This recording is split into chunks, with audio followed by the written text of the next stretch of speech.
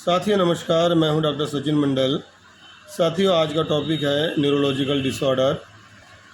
इसमें आपको बोलने चालने में की दिक्कत हो सकती है, आपकी मूवमेंट में जो है दिक्कत हो सकती है, आपकी मिर्गी के दौड़े पड़ सकती हैं, आपको स्ट्रोक यानी कि पक्षाघात हो सकता है और आपको पार्किंसन बीमारी, अल्जाइमर बीमारी हो सकती हैं। तो साथियों, इसके बारे में किस तरीके का डिसऑर्डर, किस तरह के लक्षण दिखाई देते हैं, इसके ट्रीटमेंट की क्या संभावना है, आज जानते हैं विश्वविख्यात डॉक्टर मंजीश राठी जी से, जिनका हॉस्पिटल है DMRD। आइए उनसे रूबरू होते हैं। ज़्यादा करता है और आपकी बात सुनता नहीं है कि बैठ जाओ, सुनेगा नहीं, तो एडीएस नहीं होगा। और हल्का सा रोल है, 5%, ज़्यादा नहीं है। इसके लिए आपको दवाई देनी पड़ेगी एटमॉक्सिटिन, मिथाइल फेनिडेट, ओमेगा-3 फैटी एसिड एक न्यूट्रिशनल थेरेपी है जिसका रोल 5 से 10%, ज़्यादा नहीं है। हेलो, ये डाटा बंद था मोबाइल का। ये लड़की दिखाई दे रही है, डाटा मोबाइल का बंद था। विजिबल है, इसका चेहरा नॉर्मल है, कुछ बीमारी है चेहरे पे। चेहरे पे क्या दिक्कत आ रही है? चेहरा देख पा रहे हैं? है जी? चेहरे पे दाने दाने लग रहे हैं? अच्छा, दाने दाने जो है ये चेहरे पे 20% से कम है या ज़्यादा है? ज़्यादा है। तो देखिए, चेहरे का डेवलपमेंट और ब्रेन का डेवलपमेंट एक ही जगह से होता है, एक्टोडर्म से होता है।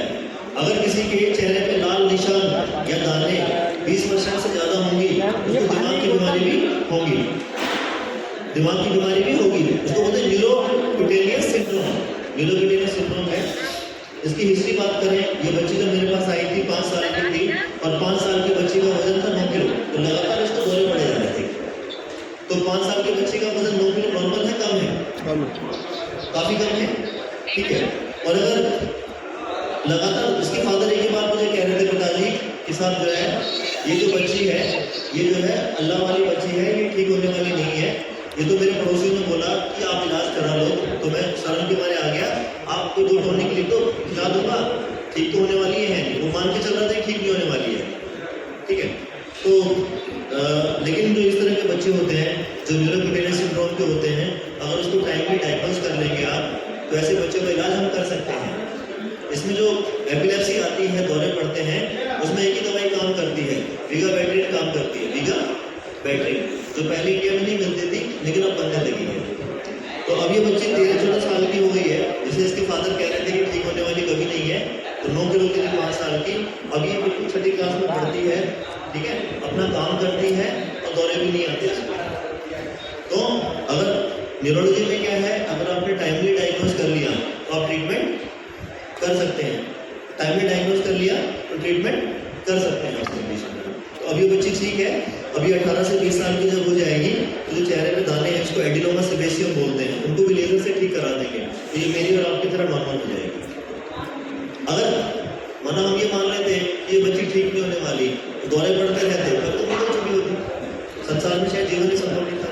9 किलो का बच्चा होता, न्यूट्रिशन पुअर होता, तो धीरे धीरे खराब हो जाती। तो इम्पॉर्टेंट है। ये लड़की है, 22 साल की है और इसकी प्रॉब्लम क्या है, इसको 1 के 2 दिखाई दे रहे हैं, 1 के 2 दिखाई दे रहे हैं, डिप्लोपिया बोलते हैं। अगर 1 के 3 दिखाई दें, इसको ट्रिप्लोपिया बोलते हैं, ट्रिप्लोपिया, ठीक है। और 1 के 3 से ज़्यादा दिखाई दें तो उसको पोलियोपियास बोलते हैं, पोलियोपिया हो गया उसको। तो इसको ध्यान से देखिएगा, इसकी कौन सी आँख की कौन सी, जब आँख का सफ़ेद हिस्सा है, स्क्लेरा अगर वाइट है तो बीमारी आँख की नहीं है, नसों की बीमारी है। जब 1 के 2 दिखाई दे रहे हैं, ध्यान से देखिए कौन सी आँख में प्रॉब्लम आई है, कौन से नर्व में प्रॉब्लम है। चलो ठीक है। ऊपर देखो, नीचे देखो, वापस इधर देखो, क्या है ये? इधर देखो, ऊपर देखो, नीचे देखो। बंद करना है और नाराज हो गए, ठीक है। कौन सी आँख में प्रॉब्लम है? राइट साइड में क्या प्रॉब्लम है? आँख अंदर तो नहीं जा रही है, बाहर तो नहीं जा रही है, आँख बाहर तो नहीं जा रही है। तो जो दिमाग में 12 नसें हैं, 6ठी नस जो होती है आँख को बाहर की तरफ ले जाती है, उसका मतलब 6ठी नस में प्रॉब्लम है, 6ठी नस की पैल्सी हो गई और 1 के 2 दिखाई दे रहे हैं। लेकिन देखो आँख बिल्कुल सफ़ेद है, अगर आँख में लालपन नहीं है, सफ़ेद है, तो आँख की बीमारी नहीं है, आपको नसों की बीमारी है, उसको डिप्लोपिया बोलते हैं। और जिसका हम लोगों ने इमेजिंग किया, इमेजिंग में क्या मिला, ये जो है ना, इसको जो है ऑलरेडी ट्यूमर था पिट्यूटरी ग्लैंड में, और इसमें थोड़ा सा हेमरेज हो गया, इसमें हेमरेज हो गया, जिस कारण से ये प्रॉब्लम हो गई है। तो कभी भी अगर किसी की आँख में बैंगापन आ रहा है या एक के दो दिखाई दे रहे हैं, तो आप समझ लीजिए कि उसको नस की बीमारी हो गई है। अच्छा, एक के दो दिखने में छठी नस, सिक्स नर्व जो है खासकर इम्पोर्टेंट है। 4 साल का बच्चा है और ये 2 साल तक चलता उठता बैठता सही था, और 2 साल में छत से गिर गया और दिमाग में चोट लग गई इसको, ठीक है, दिमाग में उसके चोट आ गई है। तो अब इसकी माँ का कहना है कि साहब ये बच्चा ठीक हो पाएगा या नहीं हो पाएगा, अगर ठीक हो पाए तो मैं मेहनत करूँ, मैं गरीब हूँ, पैसा खर्च करके इलाज करूँ, नहीं हो पाएगा तो फिर फालतू में क्यों पैसा खर्च करूँ। तो इस बच्चे का हाथ देखिए ध्यान से, इसका हाथ देखने से क्या लग रहा है, इस बच्चे का हाथ देखने से क्या लग रहा है आपको, हाथ से देख के बता सकते हैं ये बच्चा ठीक होने वाला है या नहीं होने वाला है। आई डोंट नो, इसके हाथ के क्या क्या दिक्कत आ रही है, हाथ में कोई दिक्कत है इसकी, सुखड़ा हुआ हाथ है जी, दिमाग में चोट तो डॉक्टर साहब लगी है, बात तो है ही, तो इसके हाथ में कुछ दिक्कत लग रही है, सुखड़ा हुआ हाथ है, नर्व्स कमजोर है जी, नर्व्स उंगलियां कमजोर। कमजोर है, डॉक्टर साहब कह रहे हैं। और इसके अलावा क्या दिख रहा है? अच्छा, आप जितने भी लोग बैठे हैं अपना हाथ ऐसे मोड़िए एक बार, सब लोग अपना हाथ ऐसे मोड़िए। आपका अंगूठा ऊपर जा रहा है नीचे जा रहा है? नीचे हैं? ऊपर ऊपर है, इसका अंगूठा नीचे है ऊपर है? नीचे जा रहा है। तो ये जब किसी का बार बार हाथ मोड़ते अंगूठा नीचे जाता है, उसको बोलते हैं कॉर्टिकल थंब, कॉर्टिकल थंब। और बच्चा हो, बड़ा हो या बूढ़ा हो, अगर उसका हाथ बार बार अंदर जा रहा है, इसका मतलब उसका ब्रेन जो है 70% डैमेज हो चुका है। 70%। अभी मैं और भी केस दिखाऊंगा, जब आपका ब्रेन 70% ज़्यादा डैमेज होगा तो ये अंदर जाएगा, कॉर्टिकल थंब तभी डेवलप होगा। तो कॉर्टिकल थंब जो है, अगर किसी का कॉर्टिकल थंब आ जाए, बुजुर्ग लोगों का पार्किंसन के बाद आता है, हाथ गिरते हैं, बाद में ऐसा अंदर हो जाता है, उसका ब्रेन डैमेज हो जाता है और रिकवरी नहीं होता। तो ये अंगूठा अंदर जाने गलत साइन है, कॉर्टिकल थंब बोलते हैं इसको, ये नुकसानदायक होता है। ये जिसको आ जाए तो नुकसान है। 70% डैमेज, 30% ठीक हो जाए। इसकी माँ को ये बताना है ब्रेन 70% डैमेज हो गया, 30% चांस है ठीक होने का, ज़्यादा चांस नहीं। हाँ, करा लीजिए, पहले खड़ा रहकर खड़ा होने का पहले सारे चलने लगता है। देखिए, न्यूरोलॉजी ऐसी ब्रांच है, जब आप बिल्कुल खराब हो जाते हैं तो आप ये सोचते हैं 10% ही फायदा हो जाए, बिल्कुल गरीब हो जाए, कम से कम पकड़ के चलने दो 6 बार तक, ठीक है। ये जब पेशेंट पुराना हो जाता है तो समझता है कुछ तो बेनिफिट हो जाए। अच्छा, ये लेडीज हैं, 48 ईयर की हैं, 48 साल की महिला है, और जब ये अपने घर से निकलती हैं, दोनों चप्पलें पहन के निकलती हैं, और रास्ते में कभी इनकी एक चप्पल गिर जाती है, दोनों चप्पलें गिर जाती हैं, पैर में सुई आ जाती है इनकी, ठीक है। तो इनके दोनों पैर का फोटो लिया है मैंने, पैर में क्या क्या दिक्कतें हैं देख के बताइए, पैर में क्या क्या दिक्कतें हैं? एक में चप्पल है, एक में चप्पल नहीं है, मतलब पैर में इतनी सुन्नी है कि चप्पल निकल गई इनकी। एक पैर श्रिंक है, एट्रोफी है, छोटा है, और क्या कमी है? जी, पतला है, पतला है, एक पैर में स्वेलिंग है, एक पतला हो गया है। तो अगर कोई बॉडी का पार्ट पतला हो रहा है, इसका मतलब उसकी नर्व सूख रही है, नर्व सूख रही है। और एक पैर पंजे पे, एक पैर सीधा है, एक पैर देख पा रहे हो, पंजे पे पैर है। अगर कोई आदमी पंजे पे चलना शुरू कर दे, मतलब उसकी पीछे की नर्व डैमेज हो रही है। आप देखिए, ये वाला पैर जो है ये रुका हुआ है, स्पेस है नीचे, है नहीं? हाँ, एक पैर में स्वेलिंग है। अगर आपकी नर्व डैमेज है तो अगर ब्लड फ्लो कम हो गया तो स्वेलिंग भी आ सकती है ना। तो जो सीखने की चीज़ है, हमारी बॉडी में 2 तरह की नसें होती हैं, small fibre and large fibre. अगर छोटी नसें डैमेज होंगी तो पैर में दर्द होगा, जलन होगा, ये होगा। अगर किसी की बॉडी में दर्द हो रहा है, जलन हो रही है, तो इसका मतलब छोटी नसें खराब हो गई हैं, जो डायबिटीज में होती हैं, जो लोग अल्कोहलिक होते हैं उनमें होती है, नसें जलन करती है उनकी, ठीक है। और अगर सुन्नीपन आ जाए तो बड़ी नसें खराब हो गई, लार्ज जो है नसें वो खराब हो गई। तो दोनों में डिफरेंस यही है, छोटी नस खराब होगी तो जलन होगी, दर्द होगा बहुत तेज, बड़ी बड़ी हो पैरों में पतंगे चल रहे हैं, मेरे पैरों में बहुत दर्द है। और अगर सुन्नीपन आ गया तो मतलब बड़ी नसें खराब हो गई इसकी। तो इसको टेस्ट को डायग्नोज करते हैं, छोटी नस खराब हो गई या बड़ी, तो उस टेस्ट को बोलते हैं एनसीवी बोलते हैं, nerve conduction velocity. MRI CT scan में नहीं आएगा, नसों के टेस्ट में आएगा, ये नर्व कंडक्शन वेलोसिटी से पता लगेगा ये। ये बच्चा है, ये बच्चा, इसके दिमाग में पीछे वाले हिस्से में मांस लटक रहा है, पीछे वाले से एक मांस लटक रहा है नीचे की तरफ, है ना। तो ये नॉर्मल है, एबनॉर्मल है, एबनॉर्मल, कुछ तो बीमारी है। अच्छा, और भी आपने मिड लाइन डिफेक्ट देखते होंगे आप लोग, कभी सिर से मांस लटक रहा है, कभी गर्दन में मांस लटक रहा है, कभी कमर में मांस आता है, इसको कमर का फोड़ा बोलते हैं बहुत सारे गाँव की लैंग्वेज में। तो इनको बोलते हैं मिड लाइन डिफेक्ट्स। क्या बोलते हैं?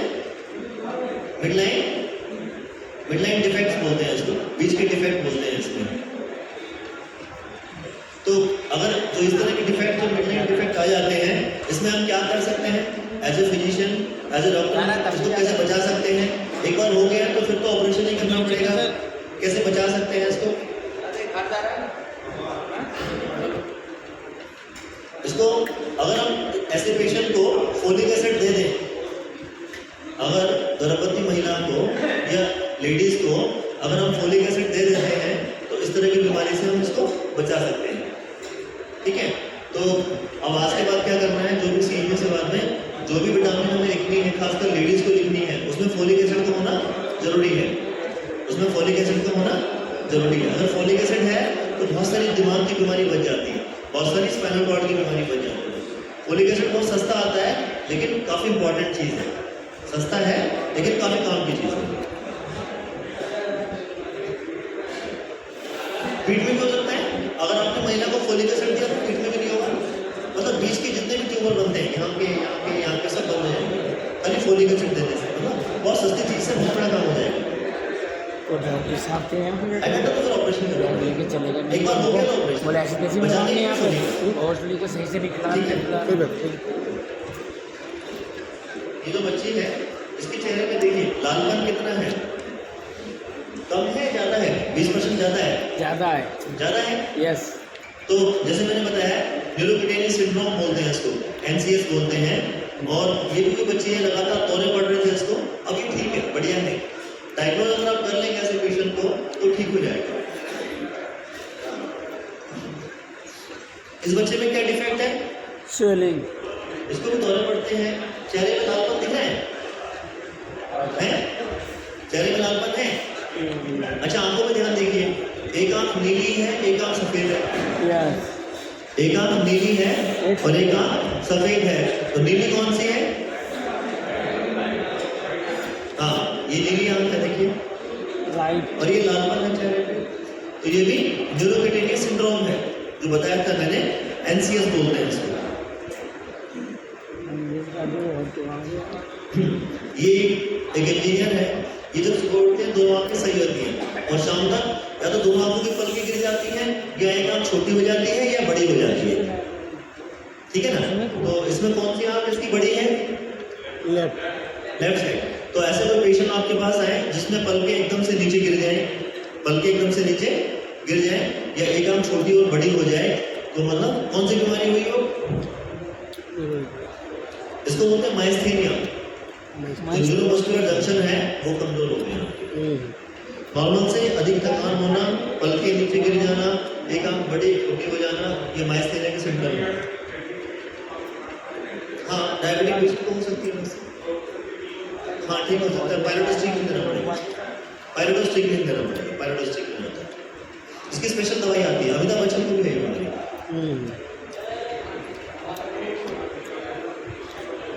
हाँ, वो ब्लेफेरोस्पैज़म है, जो उसको बोलते हैं ब्लेफेरोस्पैज़म, जो आपकी दिमाग की जो सातवीं नस है वो क्या करती है, आपको इसे बंद कर देती है, ठीक है।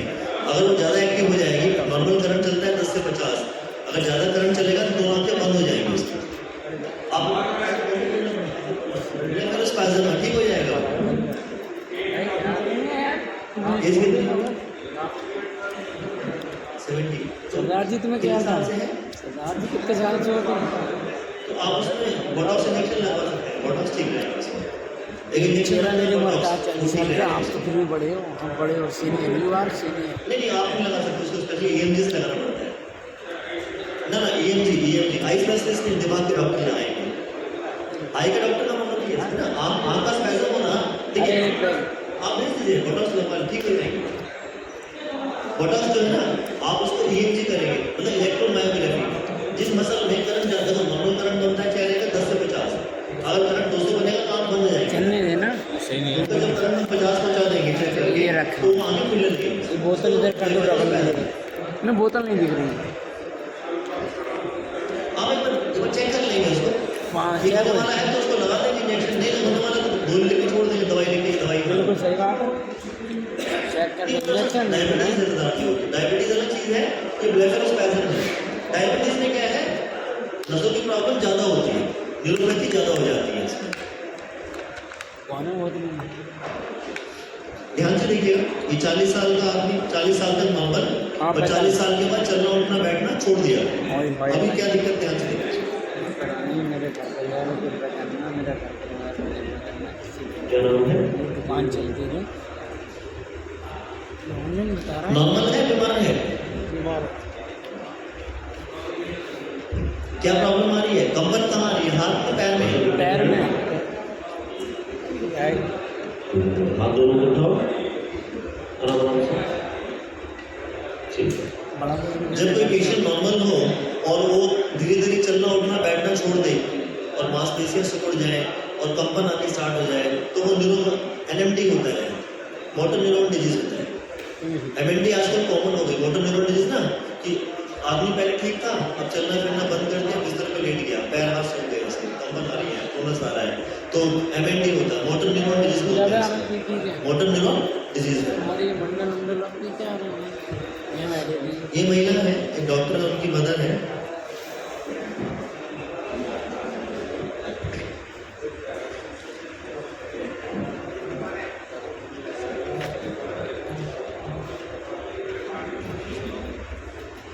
अभी देखते हैं पार्किंग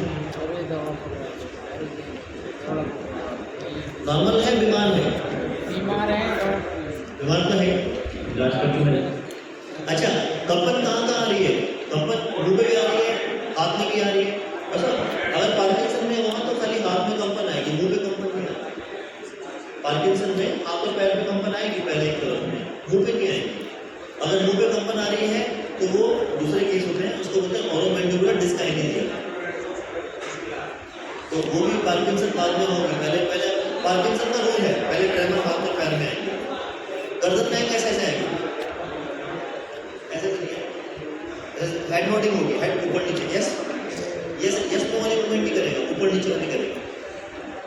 यस नो वाले में डिस्टोनिया होगा, जिसको ओरोमैंडिबुलर डिस्काइनेसिया है और एक मूवमेंट डिसऑर्डर है। ये बच्चा है 7 साल का है और इसकी मदर मेरे पास आई के साथ, इस बच्चे की ना चाल बदल गई है, ये जल्दी गिर जाता है चलते चलते, पहले सही चलता था अब चल नहीं पा रहा है। तो अब ध्यान से देखिए चाल में क्या दिक्कत आ गई है।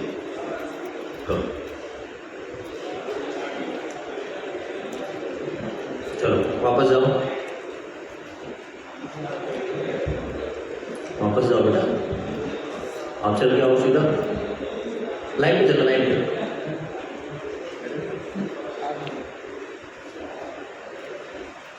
फिर वापस जाओ। क्या इसका चलना नॉर्मल है? क्या दिक्कत है जाओ। चलने में?